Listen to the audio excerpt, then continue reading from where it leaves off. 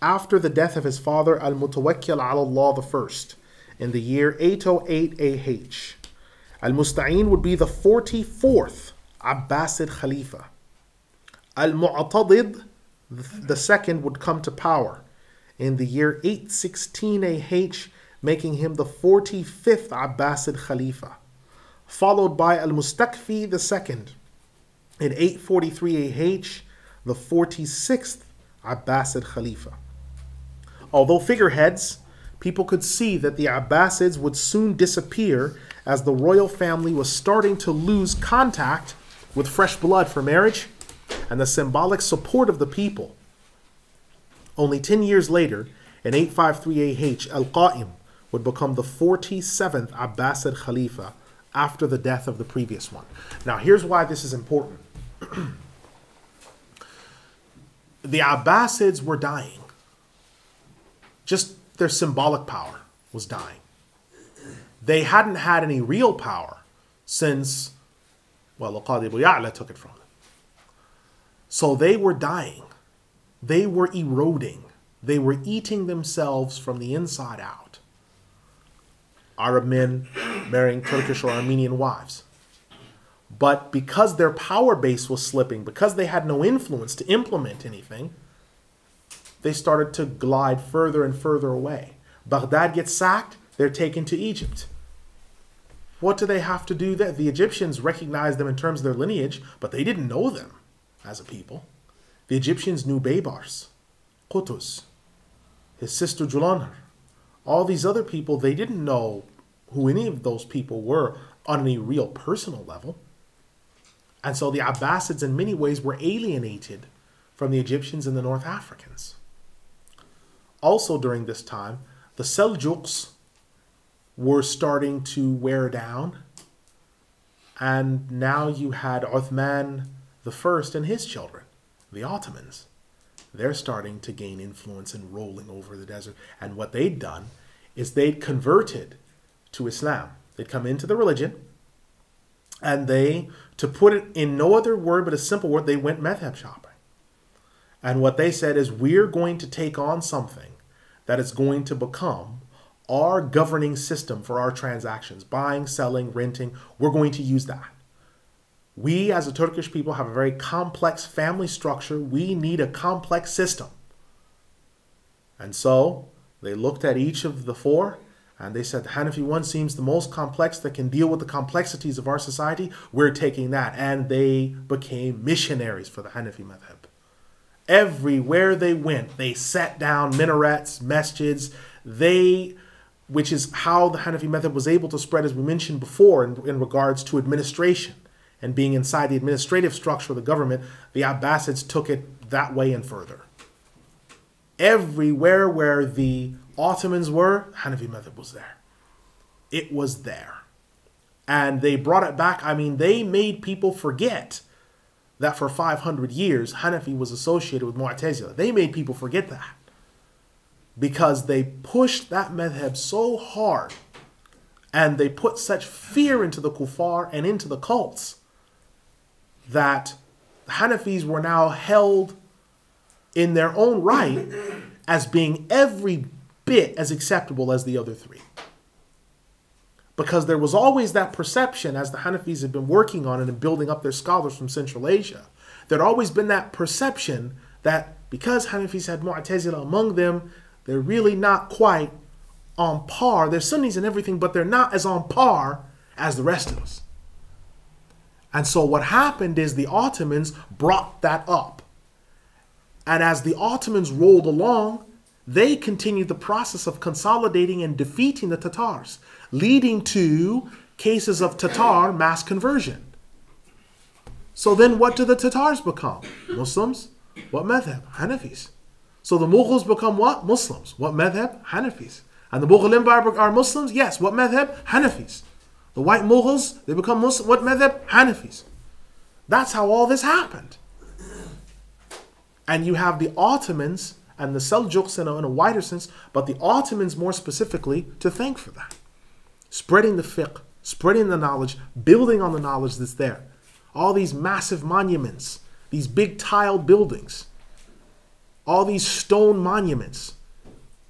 Who on earth is there that can dispute the resplendent glory of these huge, mammoth masjids in Turkey or the areas around them?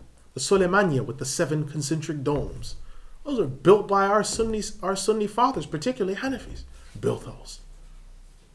They redeemed the madhab. No one now, with the exception of cases that happen or outrages that happen, but generally when people think Hanafis, they think Sunnis. No one generally, unless something's mentally wrong with them, is going to think that there's something wrong with Hanafis. Because they've redeemed it. People have forgotten, with the exception of the books of history that have been quoted, generally people don't think of it that way. Right? And so that's what I'm saying. Now the challenge is now, as I mentioned before, the challenge for Hanafi scholars now is, in light of the fact that they have no big government to roll out, they have to either make one or they have to think of alternative means of administrating to their people. Because right now, out of all the 4 schools that administrate, they're struggling the most. And so they have to think of ways to do it. And that's why when you look at the Central Asian Hanafis, they've become more conservative than the Hanafis that are Arabs. If you look at the Hanafi fiqh as a study in the Arab world, and the fatwas that some of the Hanafi ulama give that are Arabs, they are perceived by the Central Asians as they're lenient. Those guys are liberal. Example, the language of the khutbah. Some of the Hanafi ulama that are Arabs, they say, well, if it's in Arabic or the national vernacular, it's not an issue. Oh, yes, it is, say the Central Asian Hanafi ulama. What you need to do to fix this situation is you have the bayan, which will be the lecture that you'll have before in whatever vernacular, and the khutbah will be in Arabic. What's wrong with you people? That's how it's held. Very conservative. Why? Because in the collapse of the governing and everything that those Hanafi ulama saw, the scholars of Central Asia, particularly what we're calling Pakistan, Bangladesh, and India, wanted to make sure to hold on to things. So they've stayed very conservative in order to protect what was left of what they had from a fiqh standpoint, because they were no longer governing. And without administration, they could not roll out a lot of what they wanted to do. And so the challenge for Hanafi scholars today is to sort of think out of the box and try to revive some of that vitality, either by getting big government. Well, how will they do that? Well, by taking one, by taking over and getting big government. India doesn't need to be separate from Pakistan and Bangladesh. It was all one anyway. What's the deal? What's the big difference? They're all Hanafis anyway. And the ones along the coast that are Shafis, they'll blend in. It doesn't make a difference. So right now, because they're a madhab, the Hanafi fiqh, because they're social conservatives, they're fiscal and social conservatives in their fiqh, they need big government in order to implement that. Under Hanafi fiqh, when you look at the Ottomans and the Abbasids, government was huge, military spending big, and the private sector was small. But it worked if you've got big government. That's why in Pakistan and India, these places, they're thinking, how can the ulama are so this, the ulama are so that? Because they need a bigger government. The government's too small. They can't administrate there. That's why. They need bigger government. Now, deaths during this time include Sharafuddin ibn al-Kafri, who was a big Hanafi scholar, Ibn Abdul Haq al-Hanafi, the Damascus judge. Both of them died in 776 AH. You have Dhunnun ibn Ahmed al-Surma, again, another Hanafi judge from Azerbaijan. They produced some great ulama. Azerbaijan and Armenia. They produced a lot of great Hanafi ulama. Ali ibn Muhammad ibn Hajar al-Asqalani, an Egyptian Shafi'i scholar. Now, I want to mention something about him. He is one of the great scholars of the past, along with Badruddin Abu Abdullah ibn Asbas al-Ba'li in 777. Now, I want to say something about each of these, but I'll come to Asbas al first. Imam Abu Abdullah Muhammad Badruddin Asbas al is known. He was a preferential mujtahid, a mujtahid murajjih. He wrote few books. his main book that he wrote was this one here, At-Tasheel fi Fiqh. It's a standard primer for any students that go through it.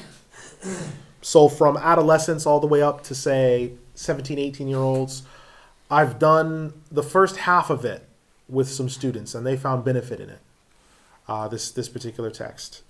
People have found benefit in it. It's easy to read. It makes sense. The Arabic reads very simply. All right. It's probably maybe comparable in terms of its briefness.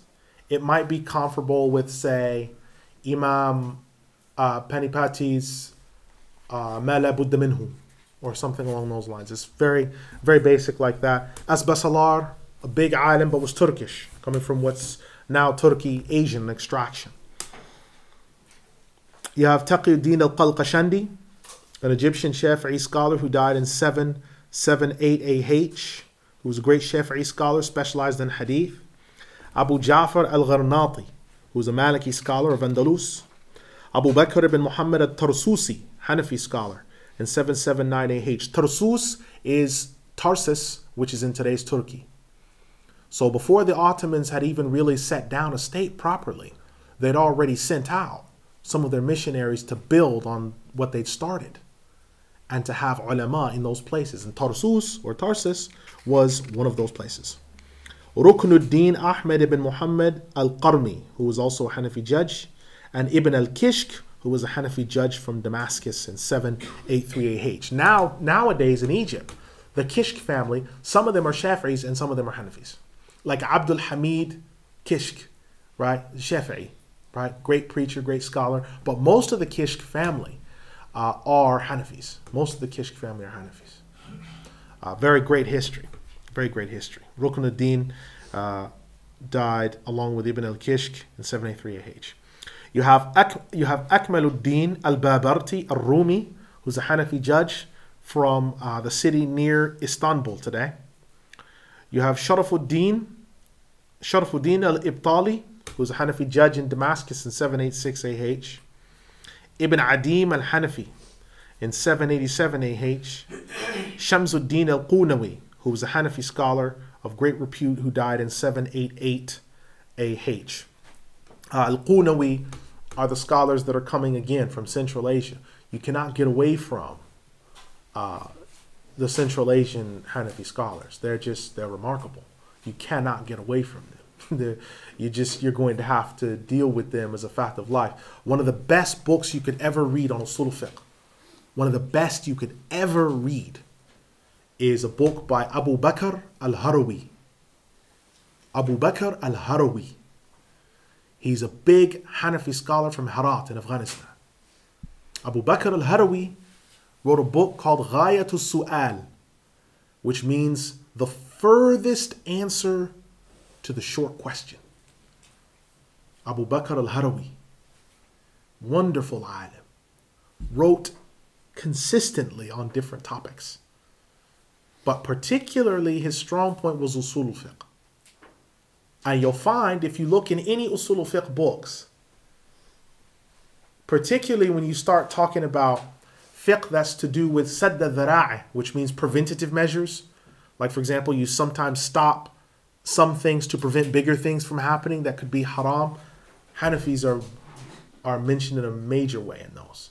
Because Hanafis have a big investment in sadd al-dhara'i, preventative measures. Because as administrators and being socially conservative and fiscally conservative from a financial standpoint, that's why Hanafis had massive armies, because they would speak to them and they'd have these huge governments. They used to speak to these Hanafi governors or these Hanafi rulers and said, why is your army so huge?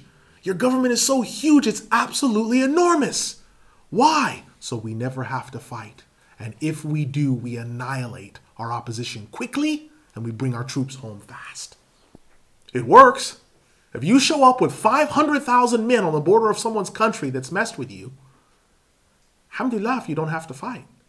Because the message that you have 500,000 people ready to go at any one time travels quickly.